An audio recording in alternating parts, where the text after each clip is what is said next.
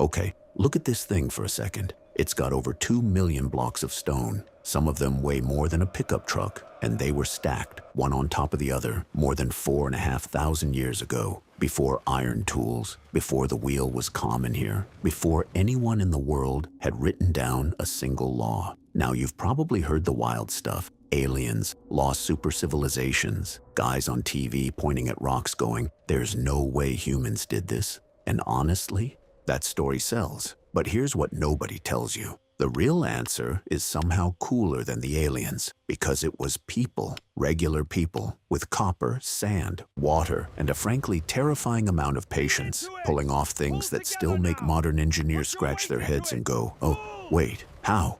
So let's do this. 10 Egyptian technologies that were so far ahead of their time, we're basically still catching up. And I'll be straight with you the whole way. Where it's a genuine head-scratcher, I'll say so. Where it's a myth, I'll call it out. Deal? Let's start with something you can literally still see glowing today. Number 10, Egyptian blue. Around 5,000 years ago, the Egyptians did something no other culture on Earth had done. They invented a color. Not found it, not dug it up, cooked it. Sand, copper, lime, a little natron, heated to just the right temperature. Get it wrong, you get a lump of glass. Get it right, you get this deep, vivid blue that they slapped on tomb walls, statues, coffins. That's already impressive. Here's the part that's kind of unbelievable. That pigment glows. Under infrared light, Egyptian blue shines back at you like a little beacon. And it keeps doing it thousands of years later. Scientists now use that glow to find traces of paint on statues that look completely bare to the naked eye. And get this. Labs are studying the same material for things like security ink and even medical imaging. A color a Bronze Age chemist mixed up in a workshop is being borrowed by 21st century science. They weren't trying to invent nanotechnology, they just wanted a nice blue. And they accidentally made one of the most durable pigments in human history. Number 9, that alignment. The Great Pyramid faces the 4 points of the compass: north, south, east, west. And it does it with an error of about 1/15th of a single degree. Let me put that in normal person terms. Your phone's compass, right now, is less accurate than a pyramid built 45 centuries ago. Now, do we know how? Mostly, yeah. The best explanation is that they watched the stars, tracked where certain ones rose and set, and split the difference to find true north. Some researchers think they used the autumn equinox and a shadow stick. It's clever, it's doable, but here's the honest bit. To pull it off at that scale, on that much stone,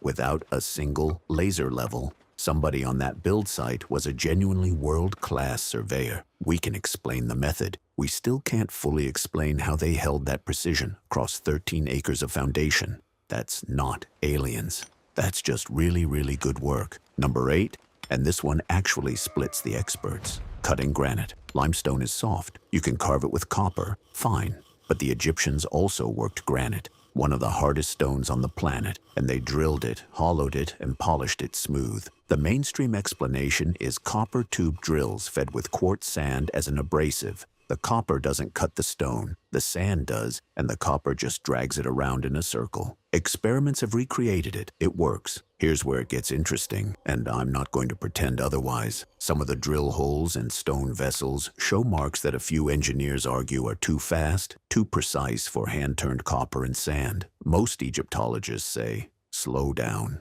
You're underestimating how good ancient craftsmen were with enough time. And that's probably right. But that little corner of doubt, that's a real ongoing argument between serious people, not a hoax. A genuine open question about just how skilled these hands really were. Number 7, the chemistry of mummification. For the longest time, we knew Egyptians preserved bodies, but the exact recipe was a mystery. Then, just a couple years ago, archaeologists dug up an embalming workshop at Saqqara, and the jars still had labels, instructions, actual chemistry. And what those jars showed was wild. The embalmers weren't just using local stuff.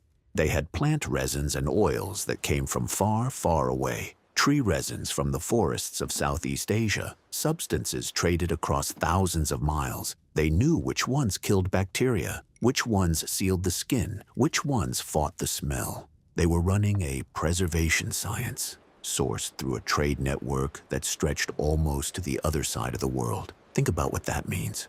To perfect this, they ran generations of careful observation on what rots and what doesn't. That's not superstition. That's a lab notebook written across 1,000 years. Before we keep going, if this is blowing your mind even a little, do me a favor and hit that like button right now. It genuinely helps this video reach more people who'd love it. And if you haven't already, subscribe, because we've got 5 more of these that are even wilder. Number 6, faience, the ceramic that glazes itself. You've seen it even if you don't know the name. Those little glossy blue-green Egyptian beads and figurines, that's faience. And the way they made it is almost like a magic trick. They'd grind up quartz, mix in some salts, shape it while it was damp. And as it dried, the glaze ingredients would migrate to the surface all on their own, fire it, and the outside melts into a glassy shine while the object holds its shape. The glaze wasn't painted on, it grew there. They engineered a material that finishes itself in the kiln. For a culture with no periodic table, no idea what an atom was, figuring out self-glazing chemistry by pure trial and observation is genuinely staggering. And they were doing it for the everyday market. This was jewelry for regular folks. Number 5, the Edwin Smith Papyrus. This is a medical document, and it will change how you think about ancient doctors. It's a surgical manual, around 3,600 years old, and it reads less like a book of spells and more like something out of a modern ER. It describes head injuries. It's the oldest known text to even mention the brain. It walks a physician through examining a patient, making a diagnosis, giving a prognosis. This one you can treat, this one you can fight, this one, sadly, you cannot. Cause and effect, observation before conclusion. That's the skeleton of the scientific method written down before Moses supposedly walked out of Egypt. Were there still spells and prayers in Egyptian medicine? Absolutely. But sitting right next to them was cold, careful, evidence-based observation. And that mix, that's the beginning of medicine as we'd recognize it. Number 4, the obelisk they almost pulled off. Down in Aswan, there's a granite obelisk still lying in the quarry, half carved out of the bedrock. It cracked before they could finish, so they abandoned it. And thank goodness, because it's a frozen snapshot of how they did the impossible. If they'd finished it, this thing would have stood over 100 feet tall and weighed something like 1,000 tons. One single stone. To even get that far, workers pounded the granite loose using balls of an even harder stone, dolerite, hammering by hand for months. And the real puzzle isn't just carving it, it's what came next for the ones that did get finished, standing a 1,000-ton needle upright in one piece, without cranes, without hydraulics. We have solid theories, sand pits, levered tilting, teams of thousands on ropes, but nobody has ever fully recreated it at full scale. The logistics still leave engineers a little humbled. Number 3, the ceiling that mapped the sky, and the myth attached to it. At the Temple of Dendera, there's a carving on the ceiling of the entire night sky. Constellations, planets, the whole cosmic arrangement. It's one of the oldest complete star maps we have, and the precision of their sky watching is the real story here. Now, you've definitely seen the other carving from Dendera, the one people call the ancient light bulb, a big bulb shape with a snake inside. And I have to be honest with you, because half the internet won't be. That is not a light bulb. Egyptologists read that scene clearly. It's a religious image, a lotus flower and a serpent, part of a well-understood creation myth. The hieroglyphs right next to it explain what it is. The genuinely amazing thing at Dendera isn't a made-up gadget. It's that these people mapped the heavens so carefully they could predict the seasons from the stars, which brings us to what they did with that knowledge. Number 2, a calendar that basically still runs your life.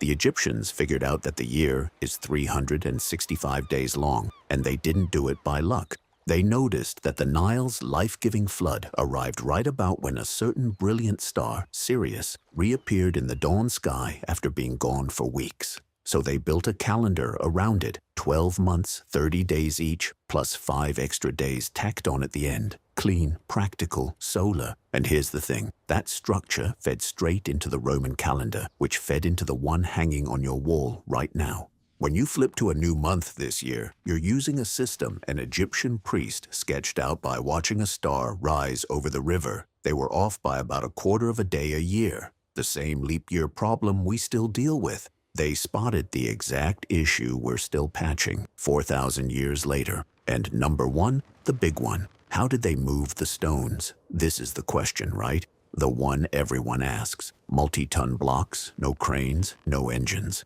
And the honest answer is, we've actually cracked most of it. And the way they did it is beautifully simple. They dragged the blocks on wooden sledges. And there's a tomb painting that shows a guy standing at the front of one of those sledges, pouring water onto the sand. For years, people thought decoration. Then physicists tested it, and it turns out wetting the sand just right cuts the drag roughly in half. Suddenly, a team that couldn't budge a block can slide it. The Egyptians drew us the answer on a wall, and we needed a physics lab to believe them. Ramps, levers, sledges, water, and thousands of organized, fed, housed, paid workers. Because yes, we've found their villages, their bakeries, even records of their sick days. Not slaves cracking under whips. A workforce, a project, the largest construction management operation of the ancient world. So here's where I land after all this. Every time someone says scientists can't explain it, what they usually mean is, I haven't looked it up. Because the truth is, we've explained an enormous amount, and the remaining puzzles aren't gaps for magic to fill. They're a running, standing ovation for what human beings can do with time, teamwork, and stubborn brilliance. These people invented a glowing color, wrote the first brain surgery notes, mapped the stars, moved mountains, and built the calendar you're living in. No spaceship required. If one of these blew your mind, the self-glazing beads, the star that ran the Nile, the water on the sand, tell me down in the comments which one, because I go back and read them. Hit that like button if you're on team humans are way more impressive than aliens. And subscribe, because I've got a whole list of ancient tech that's even weirder than this and just as real. I'll see you in the next one.